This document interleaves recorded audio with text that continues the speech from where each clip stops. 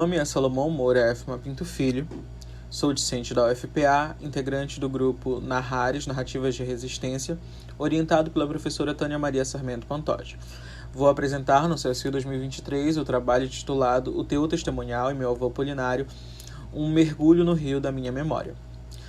Escolhemos a obra em virtude de percebermos nela a figuração do indígena desterritorializado, tocado desde o nascimento pelo deslocamento forçado na aldeia para a cidade, e ao mesmo tempo a busca por um pertencimento identitário e territorial, reconstruído na relação de Munduruku com a figura de seu avô Apolinário. Nessa obra a gente vai conseguir ver o trajeto que acaba se coincidindo com a autobiografia do autor, nesse relato testemunhal da sua perda de território, da sua perda de identidade e do seu processo de reconstrução. Como ambiente metodológico, como recorte metodológico, nós teremos o rastro, que, como fala Walter Benjamin, só vai existir em razão da sua fragilidade, que é algo que está sempre sendo ameaçado de ser apagado, o que nos vai remeter à questão da manutenção e do apagamento do passado em função de uma necessária conservação da memória. E é nesse sentido que a gente vai pensar esse rastro como horizonte metodológico na busca por o que está se conservando da memória a partir do teor testemunhal na obra do Daniel Munduruku. Nós partimos aqui da hipótese que a desterritorialização, motivada pelas experiências violadoras do território indígena, vai provocar o surgimento de uma literatura de autoria indígena que vai estar comprometida com a epistemologia indígena e com um espaço de autoexpressão da memória e, por sua vez, do testemunho. O objetivo empreendido aqui é de que esse esforço analítico vai ser desenvolvido no âmbito de um estudo de caso, concentrado em observar como que a desterritorialização e o teor testemunhal movimenta o ethos resistente envolvido em meu avô Apolinário, de maneira que a gente vai entender a perspectiva testemunhal como um fator de adensamento da visibilidade desse percurso. Aqui nós vamos iniciar falando sobre a memória reparadora e o testemunho como conexão. Quando nós falamos disso, é para pensar que o Ibert Salgueiro vai pontuar que os estudos acerca do testemunho cresceram consideravelmente no decorrer da metade do século XX. Inicialmente, nós tínhamos que a noção fundadora do conceito da literatura do Holocausto, produzida pelos sobreviventes da Segunda Guerra Mundial. Contudo, o Ibert Salgueiro fala que esses testemunhos e os estudos acerca disso cresceram, iniciando um alargamento do uso do conceito, na medida em que, para ele, todo o trabalho de rememoração em direção ao passado, produzidos por outros sobreviventes, por exemplo, aqui os sobreviventes de genocídios e dos massacres contra as populações indígenas, acabam também sendo utilizados, enquadrados como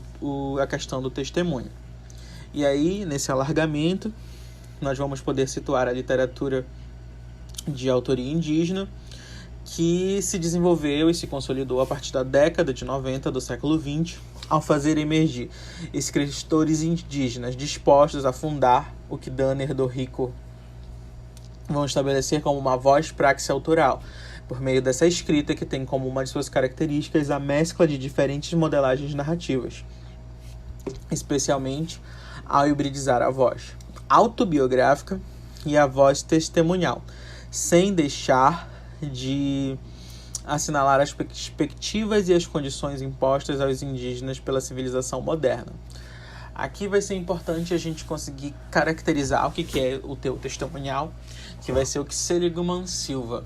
fala para nós como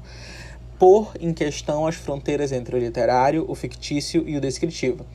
Em face desse teor testemunhal, a literatura, para Seligman, vai começar a abrigar matérias testemunhais em que a gente vai perceber como um lugar em que o sujeito se manifesta, no intuito dele trazer e traduzir para os outros, através da memória. Essa experiência é compreendida como memória dos traumatizados, sempre presente na escrita dos sobreviventes, como é o caso de Daniel Munduruku, que é um sobrevivente da perda territorial, do deslocamento para a cidade, dessa perda de identidade indígena. Então é a partir dessa memória testemunhal, dessa memória do trauma, que ele vai conseguir estabelecer e reelaborar a narrativa que a gente vai trabalhar aqui. E é aí que a gente vai perceber que nesse trabalho de produção literária, a memória que conecta esses elementos, a gente vai ter aqui como uma memória amorosa que enfrenta a memória traumática sem a recusa e sem a ultrapassar. Ou seja, nós teremos uma maneira no tear da literatura de reconectar e de estofar a autorrecuperação identitária do protagonista sem apelar para estratégias conciliatórias. Daí que nós temos a perspectiva testemunhal com um papel delimitador e definidor desse percurso, uma vez que não podemos deixar de assinalar que vai se tratar de uma escrita do sobrevivente que reflete, sobretudo, acerca dos caminhos e das escolhas que ele faz para reconstituir a sua identidade expropriada. E aí que entramos na questão do meu avô Apolinário e o teu testemunhal. Nós perceberemos a narrativa como uma trajetória que transita no movimento recordativo da infância do narrador protagonista, sempre mediada e atravessada por um contador de história, o avô Apolinário, que através dessa narrativa transmissora que nasce da boca, ensina os costumes, as tradições e a escuta da ancestralidade.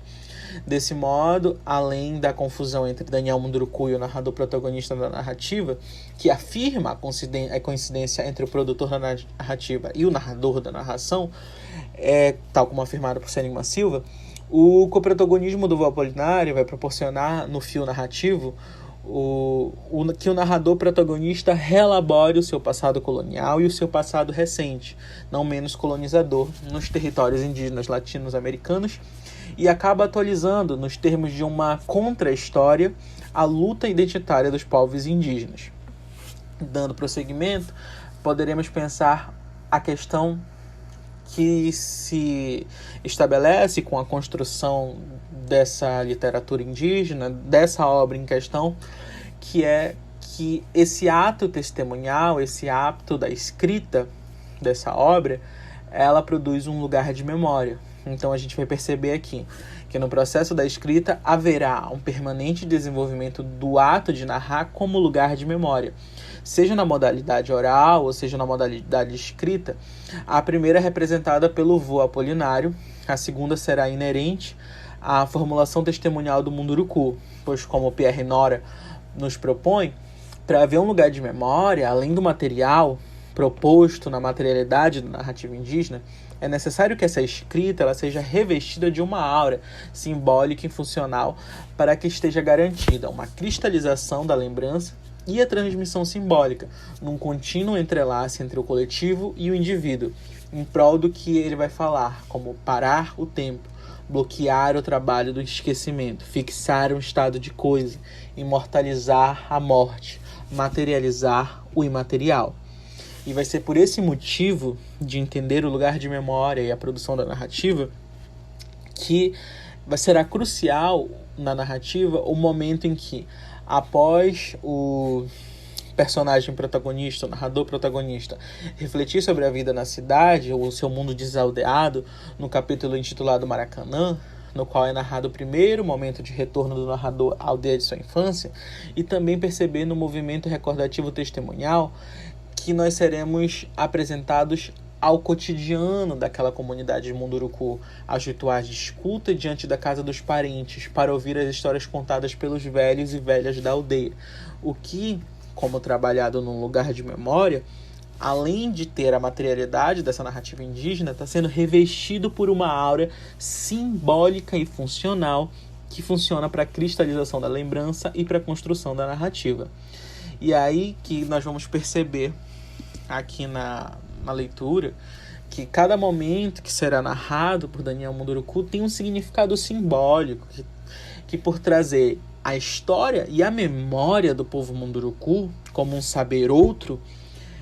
toda a violência que atravessa a condição de ser indígena naquela cidade repleta de preconceitos vai motivar o narrador a uma busca espiritual e pessoal na aldeia em Terra Alta. E é interessante de observar esse momento, pois o sentimento provocado pelo deslocamento e pela inadequação, que estão na origem da fratura da identidade do indígena do protagonista, é que constitui esse ponto de virada central da narrativa, direcionado à reparação do laço identitário e ao fortalecimento da cultura.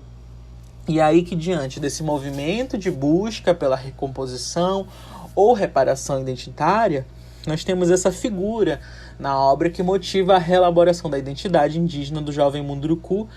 que é o vô Polinário. Esse indígena caracterizado com mais de 80 anos, que nos traz a questão da caça, da pesca, que além de aconselhar o seu povo e instruir sobre a cura de doenças, tem sempre uma escuta muito ativa e uma fala unida ao conhecimento pela memória, que Munduruku chama da sabedoria do rio. E é a partir disso, desse momento que o Daniel faz esse narrador ir nesse encontro dessa busca identitária, é que vai iniciar na narrativa uma compreensão de escuta, que pode ser vista como uma corrente de partilha de temporalidades e de memórias, de formas de vida, nesse processo aprendizagem narrado pelo narrador, a partir do olhar que funciona como um ponto de partida para reelaborar a identidade indígena, entender como se escuta a natureza, os rios, a passagem do tempo, a memória, de tal modo que é na escuta que se restabelece com o laço à ancestralidade, o restabelecimento do laço identitário com a cultura, com a memória e o ser do sujeito indígena, não também a construção do ato testemunhal e que se restabelece na construção da narrativa, integrando o testemunho com um lugar de memória. E aí que nós podemos pensar que, como considerações finais, que essa construção, esse entorno para se fazer essa busca identitária, tanto a construção da obra como um tear testemunial, ficcional, que trabalha a procura desse lugar indígena, nós podemos entender que, quando se entende o seu lugar como indígena, nós podemos pressupor que a testemunha, narrador, autor, compreende o seu papel enquanto processo de reparação, ou como postula Bell Hooks, é uma forma de autorrecuperação. A escrita é um trabalho de reunir os fragmentos do ser, com vistas a recuperar a história daquele indivíduo, o seu teor testemunhal. Ou seja, percebemos que o personagem testemunha, ele consegue atravessar esse processo de se restabelecer, fortalecer e reparar a sua relação com o território, com a memória, com a identidade indígena Munduruku, neste voo que ele faz durante a construção da narrativa por meio de uma escrita que é marcada pela perspectiva testemunhal e que constrói, assim, um lugar de memória. E o que podemos ponderar também é que todo processo memorialístico faz seleções e é sempre um peso afetivo a envolver as condições e elementos que constituem ou conferem solidez à recordação. E nesse contexto, a perspectiva testemunhal, o teor testemunhal de Meu Vô Polinário, não deixa dúvida de que é a voz do sobrevivente, mas a memória é trazida à escrita com uma nostalgia e, por vezes, também uma alegria próprias do caráter anedótico. Nesse sentido, que a gente pode perceber também que uma das possíveis contribuições dessa narrativa para o paradigma da narrativa de si testemunhal é de que nessa correspondência, essa história de vida, quando enriquecida pelas anedotas pessoais, pode ser também um recurso interessante para a narrativa da reafirmação identitária e da construção de uma narrativa testemunhal que trabalha e ficcionaliza também a memória, a história do povo Munduruku e que, por fim, constrói um lugar de memória a partir desse movimento de autorrecuperação desses fragmentos, desses recortes, desses costumes, dessa cultura que o Daniel Munduruku trabalha no seu texto. Portanto, Finalizo aqui o trabalho e mostro as referências aqui e aqui. Muito obrigado